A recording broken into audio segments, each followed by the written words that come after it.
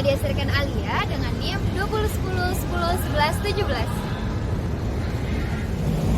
Halo guys, aku dari Nurja Zura dengan NIM 2010-10-11-50. Halo guys, aku Ines Tabrisa dengan NIM 2010-10-11-03.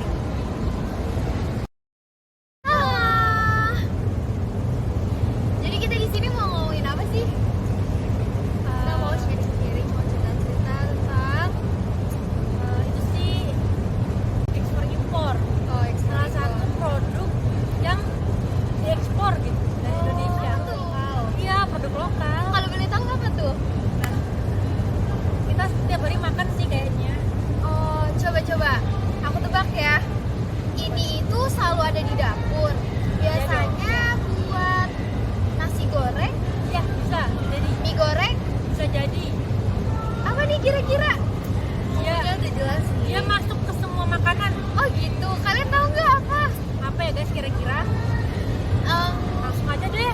Apa? Ya, Biar nggak lama. Iya, kecap bangau. Kita akan membahas tentang kecap bangau, guys. Nah, sebelum kita lanjut, kalian Bisa lihat cuplikan dari profil singkat kecap bangau. check it out. Kecap Bangau merupakan sebuah industri rumah tangga yang dimulai pada tahun 1928 di daerah Benteng, Tangerang, Jawa Barat. Perjalanan Bangau dimulai oleh Joa Pitboin yang pertama kali dijajakan di toko kecil di garasi rumahnya. Nama Bangau dipilih pendirinya dengan satu visi, yaitu supaya produknya bisa terbang tinggi hingga ke mancanegara. Perusahaan Kecap Bangau berubah menjadi perseroan terbatas, yaitu PT Anugrah Indah Pelangi dan PT Anugrah Damai Pratama. Manajemennya dikemudikan anak Yunus yang keempat, yaitu Epi Kartadinata pada 1982.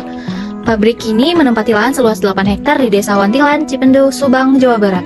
Pada tahun 1992, PT Unilever Indonesia tertarik untuk mengakuisisi merek dan usaha Kecap Bangau di bawah naungan perusahaan mereka. Akhirnya, Kecap Bangau resmi menjadi salah satu produk PT Unilever Indonesia pada tahun 2001. Setelah ronde akuisisi, nama dan performa Kecap Bangau bertambah kencang dan dikenal hingga luar kota Jakarta.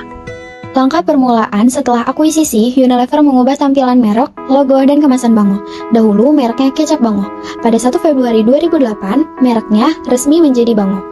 Unilever dan keluarga Kartadinata membentuk perusahaan patungan bernama PT Anugrah Lever. Perusahaan ini memproduksi dan mempublikasikan kecap, sambal, dan saus bermerek Bangau. Unilever menguasai sebanyak 65% saham, dan sisanya sebanyak 35% dipunyai Anugrah Indah Pelangi dan Anugrah Damai Pratama. Pada tahun 2007, Unilever mengakuisisi sisa saham Bangau milik keluarga Kartadinata. Menurut Ainul Yakin, Foods Director Unilever Indonesia, dari sebagian hasil survei lembaga riset, Bangau menjadi pemimpin pasar kecap nasional. Performa bagus tersebut dimulai sejak pasca diakuisisi.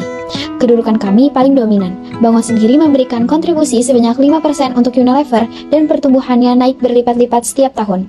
Gimana nih? Setelah kita tampilkan cuplikan, Kalian udah ada gambaran belum terkait ekspor kecap bangau di berbagai negara? kira-kira ya, Kecap Bangau itu diekspor kemana aja sih? Negara apa aja yang udah diekspor Kecap Bangau? Mana nih? Kemana ya? Kalau setahu aku ya, nah gimana nih? Ke Asia Tenggara dan Arab Saudi. Coba, aku mau nanya nih,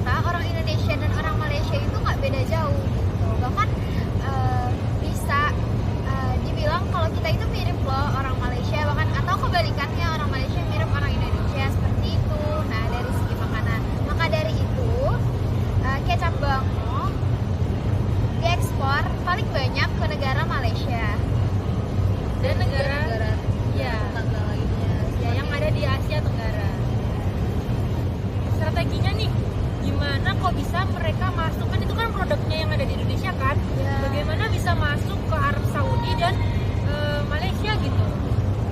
Mungkin mereka by research dulu ya. Jadi mereka itu mengambil data, menyebarkan data bahwa kayak ini cocok nih untuk diekspor. Lihat dari orang-orangnya dan lain sebagainya, jenis makanannya gitu. Ya mungkin ambil data dari BPS ya, mungkin jumlah orang Indonesia yang ke Arab Saudi itu berapa gitu, jumlah TKI yang ke Malaysia itu berapa gitu. Nah kan pastinya orang-orang Indonesia yang ke sana makanannya kan juga pengennya yang sama nih, sama kayak di negaranya gitu. Betul. Itu sih. Nah, selain itu juga ya,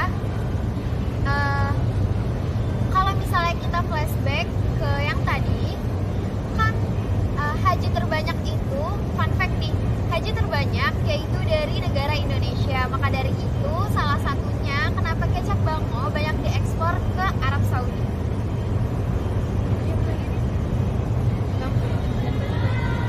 Oh, kalau strategi itu bisa dari mereka memperbanyak varian dari produk kecap bango itu sendiri. Misalnya mereka membuat kecap pedas. Sekarang ada kan? Ya, Kecap ada. pedas. Oh, selain itu ada kecap white. Ya. Jadi untuk orang-orang yang gak terlalu suka manis tapi mengharuskan gitu masakan itu pakai kecap dan mengurangi gula, itu bisa beli kecap white. Ini kita bukan promosi ya guys.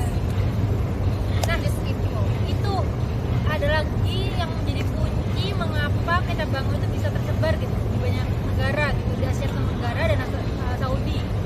Nah, salah satunya itu karena dia tergabung dengan Unilever. Oh iya. Nah, kalau kita tahu nggak sih, Unilever kan perusahaan yang sangat besar dan dia itu nggak hanya mempunyai produk kecap bango aja, tapi dia punya Pepsodent, punya Oreo dan lain sebagainya gitu. Jadi kenapa salah satunya kecap bango ini bisa diekspor ke luar negeri, karena Dia ada di bawah naungan Unilever yang sangat luas. Itu. ini sangat mudah buat masuk ke pasar-pasar internasional. Selain itu juga ya, didukung dengan kecap bango ini yang sudah terkenal sekali di negara kita. Maka dari itu, dilihat dari data yang mereka dapat dan banyaknya orang Indonesia yang studi ke luar negeri, lalu tinggal di luar negeri dan lain sebagainya, maka dari itu kecap bango diekspor ke negara-negara mereka.